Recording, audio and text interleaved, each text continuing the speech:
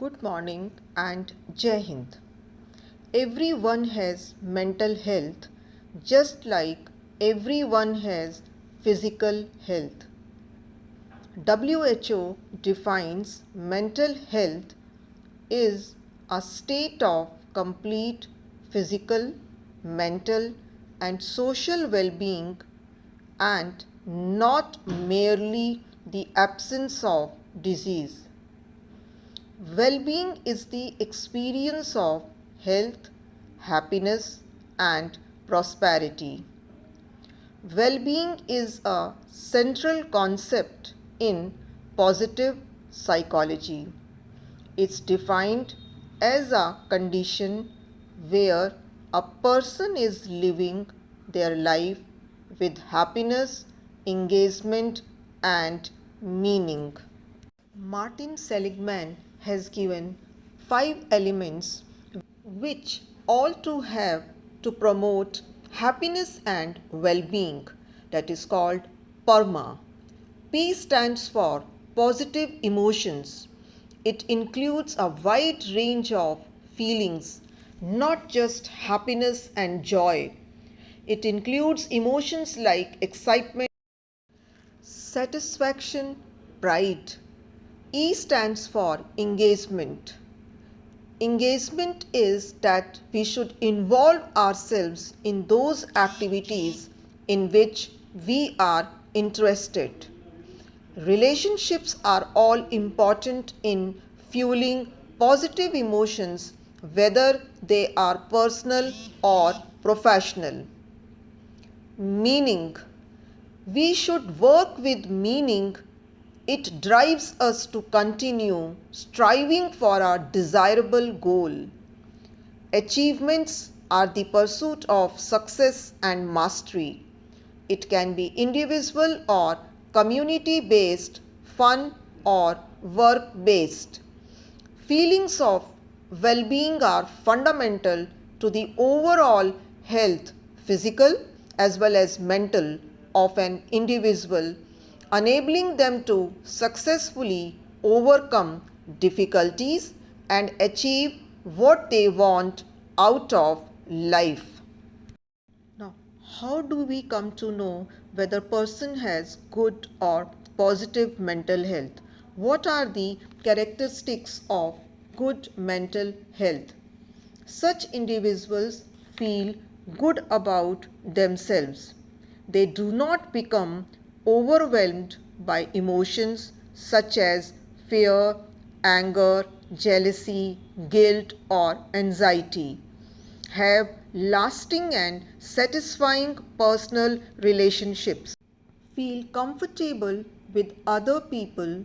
They can laugh at themselves. Confident when faced with new situations or people. Feel optimistic. Don't always blame themselves. They set goals and they have good self-esteem. Mental health is important at every stage of life, from childhood and adolescence through adulthood. Mental health has impact on every aspect of life. As a student, on your educational outcome. As a professional, it affects the productivity at work, and in social context, it affects the personal relationships. Mental health problems rarely happen overnight and usually appear gradually. They often start with gradual changes in your thoughts, feelings, and behavior. Some of the early signs of poor mental health might be poor concentration, being easily distracted, worrying more, finding it hard to make decisions, feeling less interested in day-to-day activities, low mood, feeling overwhelmed by things, tearfulness. Physical health and mental health are closely associated, and it is proved beyond doubt that depression leads to heart and vascular diseases. Chronic illness like diabetes, cancer, heart diseases increases the risk of depression. Poor mental health determinants like stress, depression, anxiety, anger are directly related to our immune system, fatigue, and poor heart health. It weakens our immune functioning. Long-term stress increases the risk of mental health problems such as anxiety, sleep problems, pain, and bodily complaints such as muscle tension.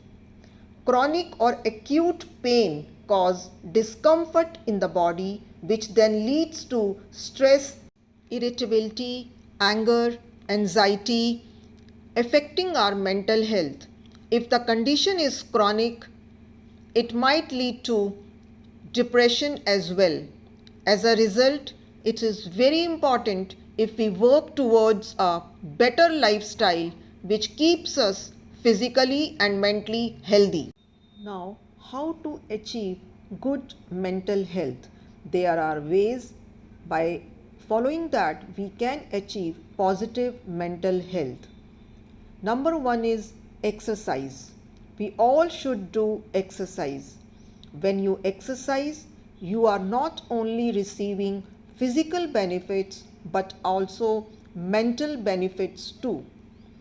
Mentally, exercising improves your mind and reduces both short-term and long-term depression, and physically, exercising lowers the risk of certain medical conditions such as hypertension, chronic heart diseases, stroke, diabetes, cancer, and strengthens bones and muscles.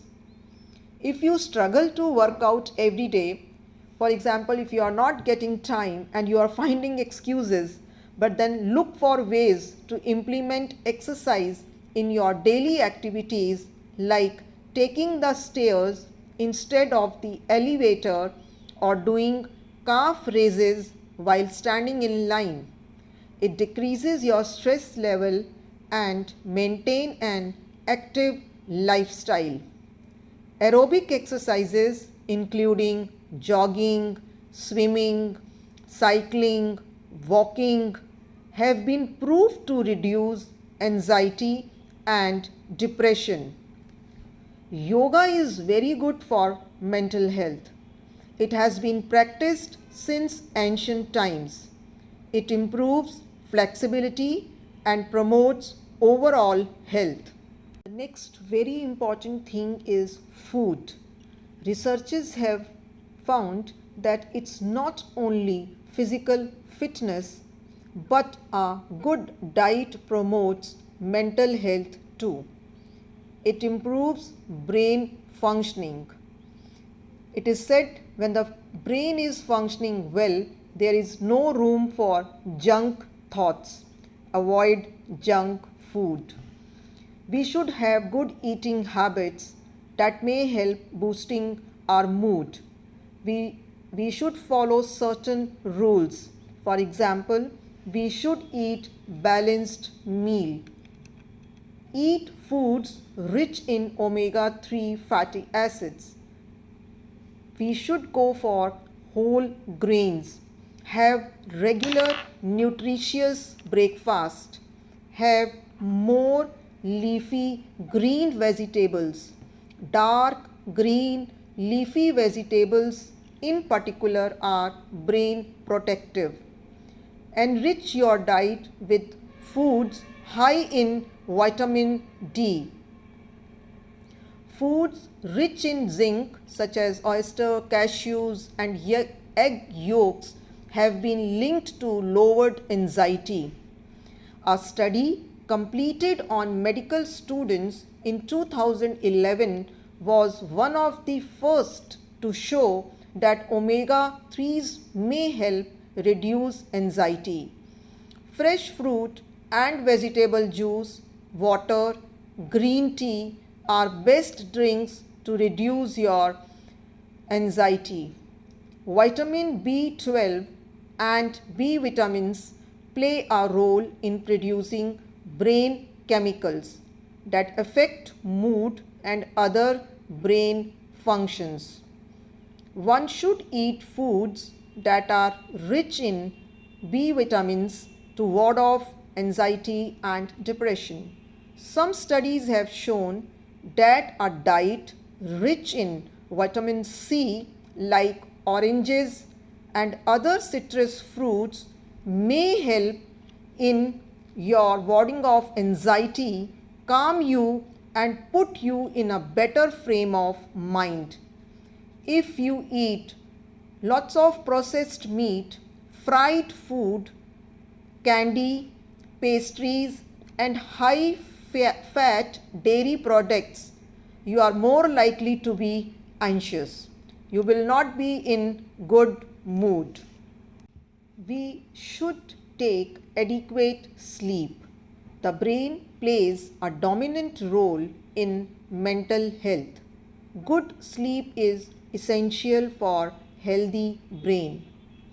Engage with friends. Whenever we feel lonely, we are isolated, our most destructive thoughts tend to echo in our minds, and the healthy ones get muted. So whenever you are feeling lonely, call your friend. Have a just because conversation. Non-purposeful conversation is like social relaxation exercise. And one very important thing is differentiate solitude from isolation. Enjoy solitude. Be wise about unhealthy relationships. Get out of toxic, destructive, or abusive friendships.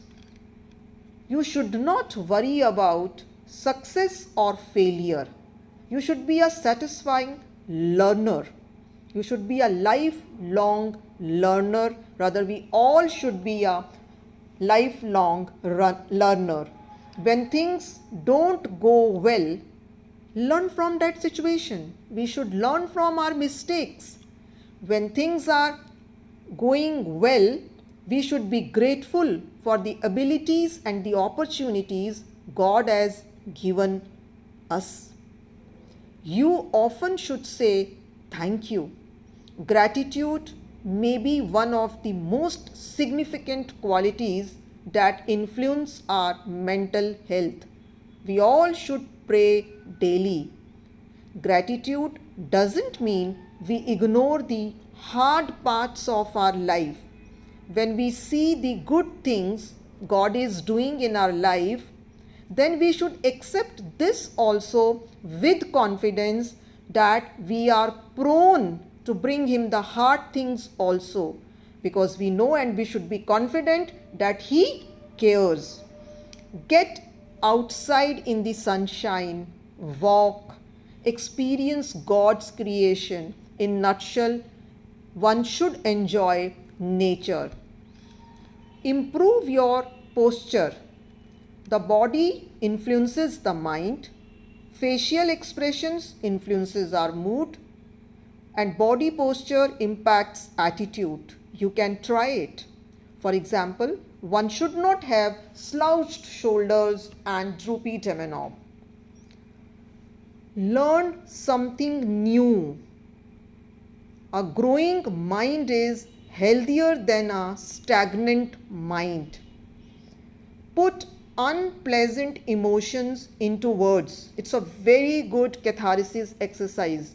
You must have heard that there are people who write diaries, right? So these are very good things, some write diaries to learn certain things, some write, to express their emotions, their feelings. So it's a very good catharsis exercise. You should try to do that if you are feeling bad or feeling very good, in both cases. But when you have some unpleasant emotion, so try to give it the words. Invest in your strengths. It's not prideful to know that what you are good at. Sometimes people think, if I am good at that, and if I will see in that way, if I will consider it as good, so people might think that I am proudy. No, it's not like that. Rather, it is foolish not to. So weaknesses aren't bad. They are just weaknesses. So we should not hide what we are at good and what are our weaknesses. So what we have to do, we should try to overcome the weakness and start building on our strength. Those who fail to do so develop a defensive attitude towards life, and that is very bad for our mental health. Laugh. Last but not the least, a joyful heart is good medicine. Laughter is an important part of mental health. So keep smiling. Thank you.